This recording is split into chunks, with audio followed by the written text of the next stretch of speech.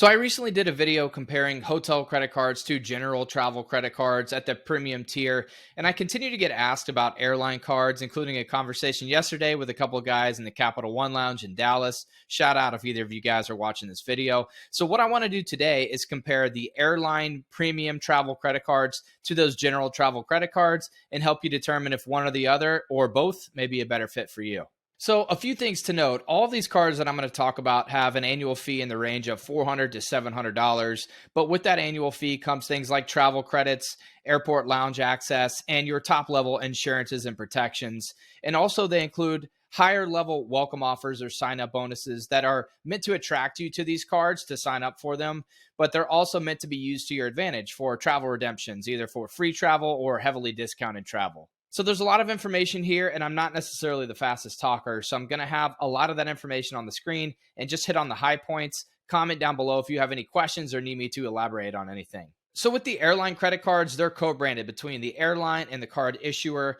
All of these airlines have loyalty programs where you can earn miles for flying, and in years past, it's been the road warriors that are flying 50 to 100 times a year that have held status with these airlines, but that's shifted pretty dramatically. Now these airlines care more about their travel ecosystems and getting you to spend on their co-branded cards in order to obtain status. Now, I've held status with all three of these big three airlines, and there's definitely pros and cons. I don't necessarily know if it's worth it. I think the main negative or con here is the uncertainty. If you go all in with an airline and they dramatically reduce the value of their points for redemptions, it puts you in a bind. And we've seen that happen here in 2023 with United and Delta both dramatically reducing the value of their frequent flyer miles. And with the airline credit cards, you can only use those points to redeem for that airline or their alliance members. So it's not a more universal currency like the general travel credit cards. But we'll dig into that a little bit more here in just a minute. Now, first up is American Airlines and the Citi Executive World Elite MasterCard.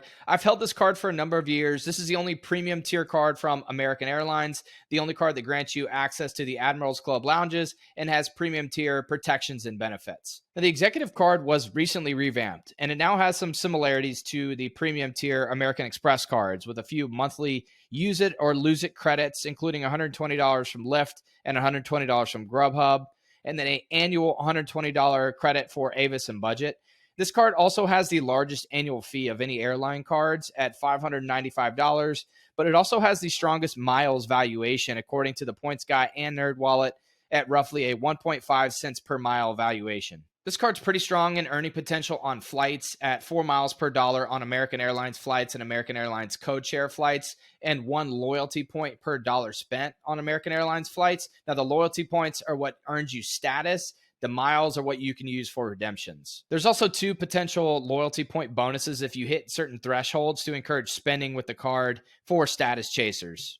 I don't really talk about the value and booking through the American Airlines ecosystem where you get 10x on hotels and car rentals. I just don't place any value on this, but that's for you to decide. The main hook of this card is access to the Admirals Clubs, which costs up to $850 for an annual pass if you don't hold any level of status with American today. But to me, you'd have to visit 3 or 4 times a month to get the full value out of this. I personally feel like the Admirals Clubs are in desperate need of a refresh. As an example, every time I connect through Dallas-Fort Worth, I opt for the Centurion Lounge or the Capital One Lounge every single time over the Admirals Clubs, and we'll get to more of those other cards and those lounges here in just a minute. And if anybody has watched the news, you've seen that Delta has drastically changed their SkyMiles program, only to have the CEO try to come in and play the role of the hero. Now, the card itself, the Delta Reserve, is pretty straightforward, earning 3x on Delta flights and Delta purchases and 1x on everything else. Now, this card comes with the $550 annual fee, which primarily is valued due to the lounge access and the annual companion certificate. The welcome offer is below average for the premium nature of this card and the annual fee at just 60,000 miles after spending $5,000 in 6 months. A little more on the lounge access. So this includes Delta Sky Club access along with Centurion lounges when flying on a Delta marketed or operated flight that you booked with this card. You get a couple of one-time passes for guests to the Delta Sky Clubs as well. And there are some pretty big changes taking place as of February 1, 2025 with limitations on Sky Club access. Last, if you have this card and you use your SkyMiles to book award travel, You essentially get a 15% discount on the miles needed for that award travel. Still not worth it to me unless you're willing to turn over every single stone to find a good deal with Delta. All that being said, if you fly a lot with Delta and the SkyTeam partners today, or you plan to do so, the Delta SkyMiles Reserve is your best path towards medallion status. And last is the United Club Infinite card from Chase. Now, United also went through a recent devaluation of their miles, but still has solid redemptions through their Star Alliance partners, a solid miles valuation, and the Polaris suites are arguably the nicest US-based wide-body first-class product. Of the big three luxury cards from the airlines, this one comes in with the lowest annual fee at $525 and the largest sign-up bonus at 90,000 miles after spending $5K in 3 months. The earning multipliers are certainly better on this card than the previous two, with 4x on United flights, 2x on dining and other travel. You also gain access to United clubs with this card, and that includes eligible companions on the same reservation. United places a value on this at $650 annually. Personally, I feel like if you can visit the lounge around 20 times per year, then you're going to get the value out of this benefit.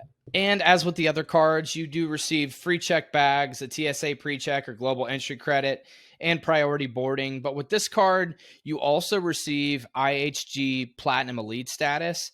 So a bit of a hotel perk thrown in here, and a $75 annual statement credit for IHG properties, along with Avis President's Club status. And this card is a Visa Infinite card, so you receive added levels of insurance and protections. In my recent review of the premium hotel cards, I stated that there's a place in everyone's wallet for a hotel card or two.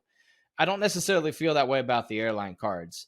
In order for these to make sense, you need to travel pretty often and take advantage of the lounge access or the other perks like priority boarding and free check bags. Otherwise, it just doesn't make sense to hold one of these cards. You'd be better off with a general travel card or just cards that fit your top spending categories. The American Express Platinum, Chase Sapphire Reserve, and Capital One VentureX are no surprise the cards that I'm going to talk about today. They all come with top-level insurances and protections and access to transfer partners. Now, there are other premium travel credit cards like the U.S. Bank Altitude Reserve, the Bank of America Premium Rewards Elite card, but those two don't have access to transfer partners, so I'm not going to talk about them today. Now, like the airline-specific cards, these general travel cards do earn points for flights. The only downside is they don't earn the additional loyalty points or status points that you would get from an airline-specific card. But the upside is you aren't as reliant on one airline or their alliance for travel redemptions. If you do get any value out of this content, feel free to like and subscribe to the channel. Now, I did a recent review of these three cards, and I'll link that video above. I'm going to do an abbreviated version today where I show the features and benefits and earning categories on the screen, but I may skip over some of that. Comment down below if you have questions or need me to elaborate on any of these cards. And I'm going to do this in 4 sections, so feel free to pause the screen if needed. First, we'll talk about the annual fee and the welcome bonus, then the top earning categories, then we'll get into some of the credits and benefits of the card, and last, we'll touch on lounge access. So jumping right in with the Capital One VentureX, this card has the lowest annual fee of any of the cards we'll talk about at $395.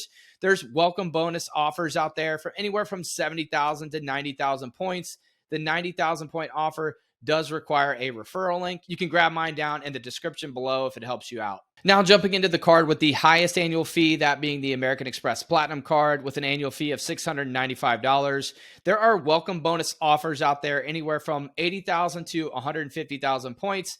My advice, don't accept anything less than 125,000 points if possible. You can grab my referral link if it'll help you out. I do have some videos on how to find the top sign-up bonus or welcome offer with these cards. Feel free to check that out after this video. And then last and right in the middle in terms of the annual fee is the Chase Sapphire Reserve. Annual fee of $550. The welcome bonus offer on this one, not as good as the others at 60,000 Chase Ultimate Rewards points. And now for the earning categories, and this is an abbreviated version, the Capital One VentureX is more of a hybrid catch-all card, earning 2 miles per dollar spent on any purchase outside of the Capital One portal.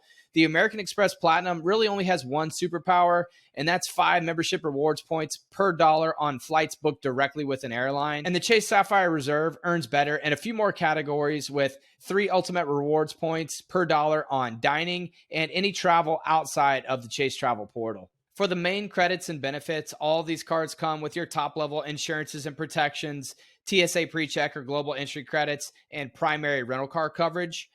But the Capital One Venture X has two main credits, and that's a $300 travel credit that can be used on any travel booked in the Capital One Travel Portal, which is the best portal experience of any of these three cards, has price prediction and price match tool, and 10,000 bonus miles, which you receive at the anniversary date of your card. Now, the American Express Platinum is on another level, and we could talk for a while about this, but I'm going to be brief.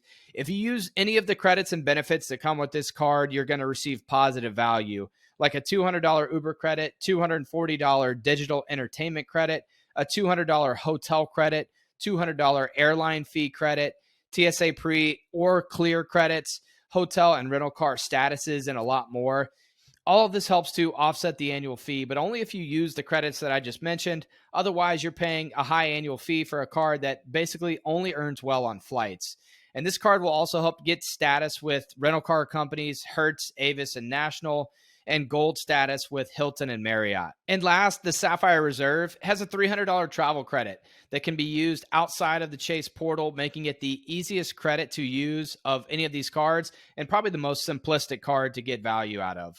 Transfer partners are a major point of value with these general travel credit cards and factors heavily into their cent per point valuation. And that's the main reason that it is much higher than the airline specific cards. Capital One's transfer partners aren't as strong as American Express and Chase, which we'll look at in just a minute. There's no domestic airline transfer partners with Capital One. There's still a solid list, 15 airlines and 2 hotels, including Wyndham and Choice. If you know how to beat the system, you can transfer points out to one of these international airlines and book domestic travel, but that takes a little bit more time and effort. So now moving on to American Express, probably the strongest in terms of the transfer partners.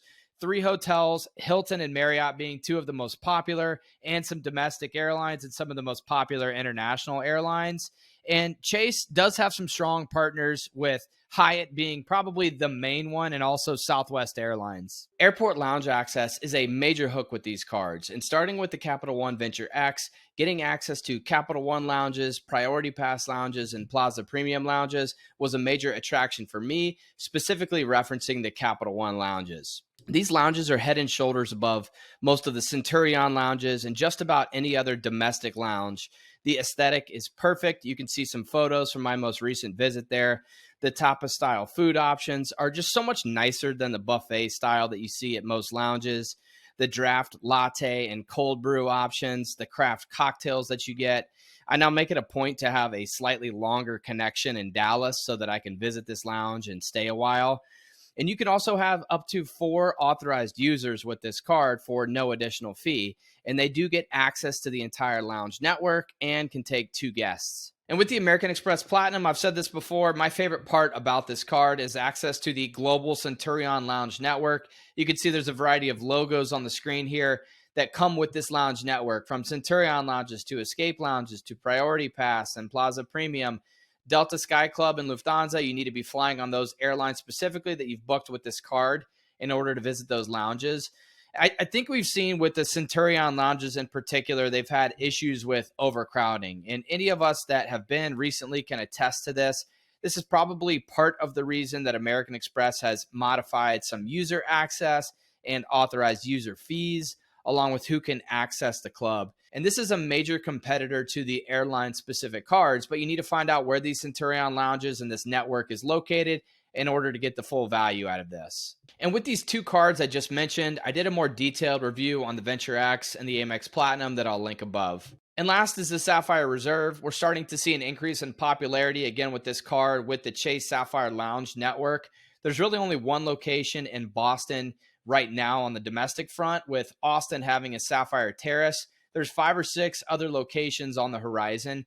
And with the Sapphire Reserve, you also get access to Priority Pass Select with restaurants. So the cardholder and a guest can receive up to $28 credit at the restaurants in this network as well, which is a huge perk and benefit that this card has that the other 2 do not. So as you can see, the airline cards and the general cards do directly compete with one another. The airline cards offer a pathway towards status with a particular airline, whereas the general cards give you more credits and benefits and more of a universal dynamic currency that you could use either for hotel or airline redemptions.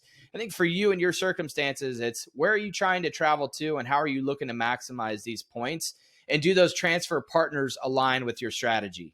Personally, my strategy has changed over the years. I built a massive bank of American Airlines points. I've held the Citi Executive World Elite card for a number of years, but now I'm starting to shift towards spending more on the general travel cards just because of the flexibility that I get for hotel partners and airline partners for some amazing redemptions on airlines like Emirates and Singapore, which we plan to do here in the next few years. I hope you found this content insightful. Again, if you do find any value in this, feel free to like and subscribe to the channel. It does mean a lot to me. And again, until next time.